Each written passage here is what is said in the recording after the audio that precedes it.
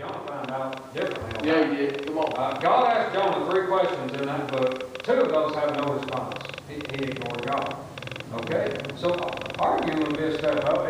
For some, it would be an acknowledging, okay, Lord, I know that you told me this, and let's talk about this. But none of this from Elijah. He went and he did according to the word of the Lord. Verse 6, the ravens brought him bread and flesh in the morning, and bread and flesh in the evening, and he drank of the brook. Okay, so this took some humility on the part of Elisha. He goes there, he's eating food from the mouth of a raven here. That just doesn't make any sense, humanly speaking, but that's what God told that man to do. So he simply obeyed and did what God said. Okay, then in verse 7, and it came to pass after a while that the brook dried up, because there had been no rain in the land. Okay, and so Elijah's over there. He probably got comfortable. He's got used to this. He's drinking this brook. The raven's bringing him food. It's not so bad. And so this brook he watches day by day begins to dry up. All right, and from a human perspective, we're sitting there thinking, Lord, you told me to come out here. Well, you let this brook dry up. Why in the world did you do that? That doesn't make any sense, Lord. But God has something else for him, right? In verse 9, the word of the Lord comes to him again. He says, Arise, get thee to Zarephath, which belongeth to Zidon, and dwell there. Behold, I have commanded a widow woman there to sustain him. Right, so first he sends him in the wilderness for birds to come feed him and to drink from a stream, and now he's going to send him to a widow woman that she might sustain him. And so, verse 10, look at those 3 words, so he arose. Right, and so the first point is Elisha simply ceases from his own wisdom and he obeys. Alright, that's the first word, is obey. Alright, now we come to the second part here. We come to this widow woman. And in verse 9, right, God commands Elijah to go to this woman here. Verse 11, and as she was going, so Elijah comes there in verse 10, and he says, hey, go get me a drink of water. Somehow the Lord has come to this woman, and she's commanded him, hey, I don't know what the Lord said in particular, but in so many words as this, there's a prophet coming here, I want you to take care of him. Now, at this point in the story, we don't realize the seriousness of this story. All right, this woman doesn't have any food left. There's a famine in the land. There's not a Walmart down the road that she can go buy food at.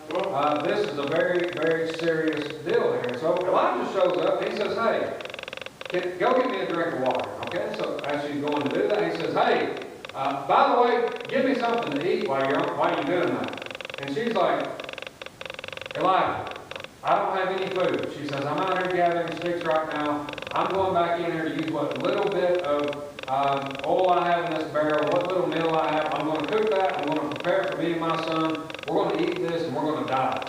Okay, this is a very, very serious thing. Right? And so, but Elijah tells her, says, hey, don't fear, don't worry about it. He says, that barrel of oil is not going to waste away. He says, just do what I told you. And so, furthermore, as he tells her, he says, oh yeah, by the way, fix mine first. What little you have left in there, he says, go ahead and do that for me. Bring that to me and let me have that first. Right? And so, as a woman, that's not how you guys think, right? Your son's in there dying. He hasn't had anything to eat. You have one more meal left, and this crazy man shows up and requests that meal. And so he even has the audacity to say, make mine first, and then there's going to be enough there for you and your son. And so, what does the Bible say in verse 15? And she went and did according to the faith of Elijah. Now, I say, bravo, widow woman. I'm not being sarcastic. That took some faith. All right, so what happened is this woman gave everything that she had, trusting that God would supply what she could supply. Right. And so that takes faith. Right? When we give commissions, it takes faith to do that. For the last 7 years in particular, at one point of the year, I pledge to give money that I don't have.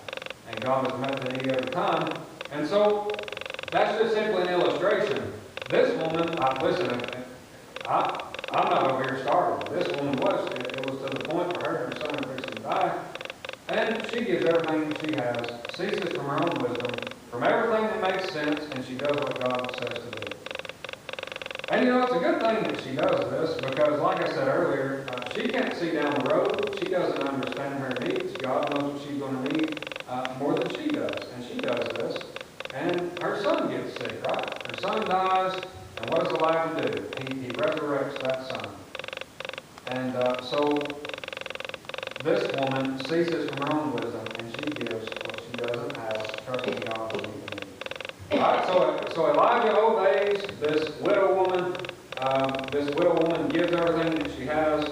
Then in chapter 18, we have another man here named Obadiah. He comes into view.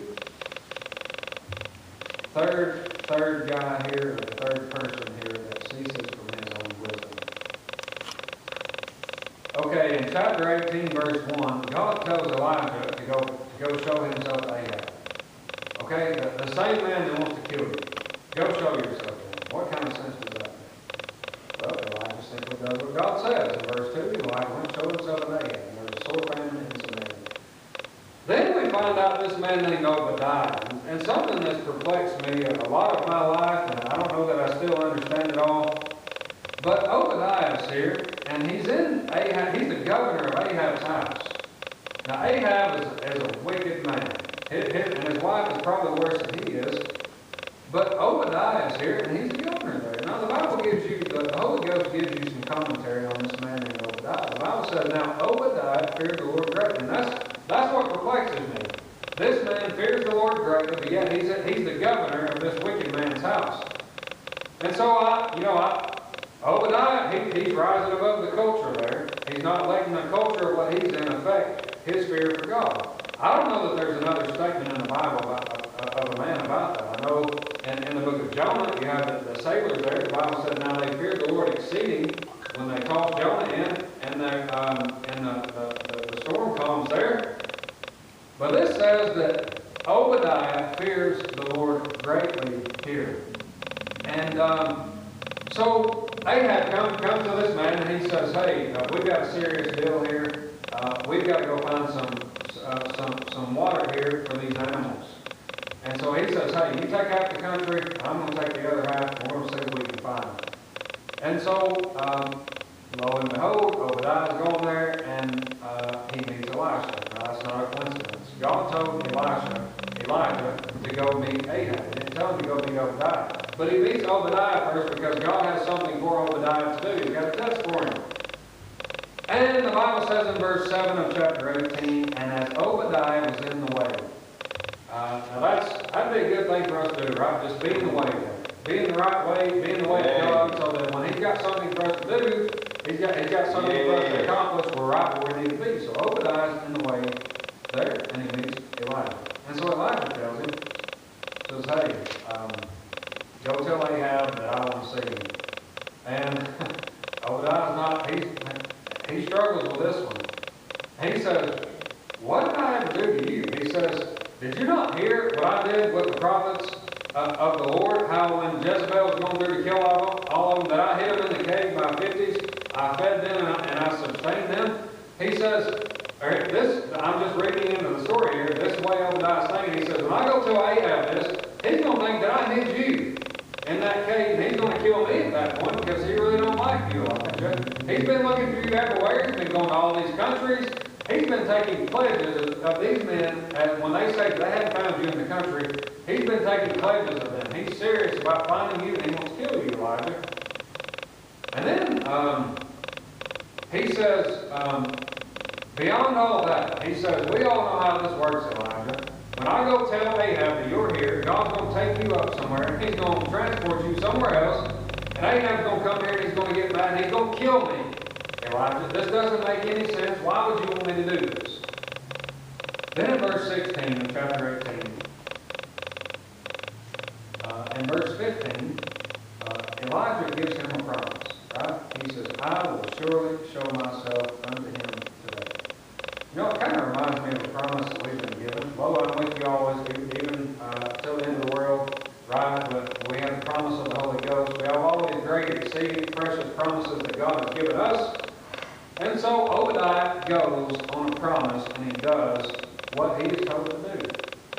Alright? And so he sees from his own wisdom. It didn't make any sense to him. That's why he's arguing with Elijah here. Okay? And you find this widow woman, she's arguing with Elijah, right? Because it doesn't make any sense to her. So you have Elijah, who sees from his own wisdom, and he obeyed. You have the widow woman that sees from her own wisdom, and she gave everything that she had. You got Obadiah here, he sees from his own wisdom, and he went. Okay? And so all of these people risked their lives. They put their necks on the line for the Lord. It wasn't for themselves, obviously. And so that takes some ceasing from your own wisdom to do that. It takes faith, it takes trust in God. So if we don't obey, we won't get it. And if we don't obey, we're not going to go.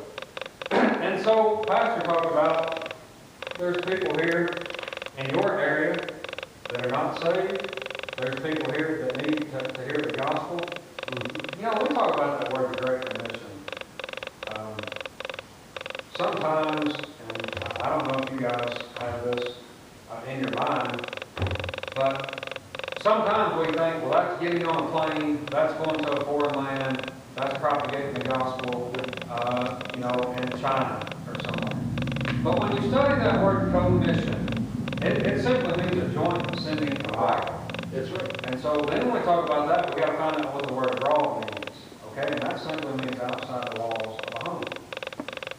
And so that puts it in perspective, right? It's not getting on a plane. It's not leaving the country. It's leaving the walls of a home. Right? And so we've all, according to 2 Corinthians 5, we've been given the ministry of reconciliation. We're supposed to be going out. We're supposed to be giving people the gospel where we are at. Okay? And sometimes that takes some ceasing from our own wisdom. Right? You look at a guy and you think, that guy's going to kill me if I go talk to him, or he's going to bite my head off, he's going to be mean. And most of the time I have those thoughts and I actually obey God when he pricks my heart, and I do that. Then the conversation goes well, the guy's polite, and I understand that the Lord sent me to him for a reason. And so we have to cease from our own wisdom and things in life. God comes to Abraham and he says, I want you to kill your son. The son that I promised you that the promised seed is going to come through, Abraham, go kill him. And we find out from the book of Hebrews, chapter 11, that Abraham was trusting that God would raise him from the dead, right?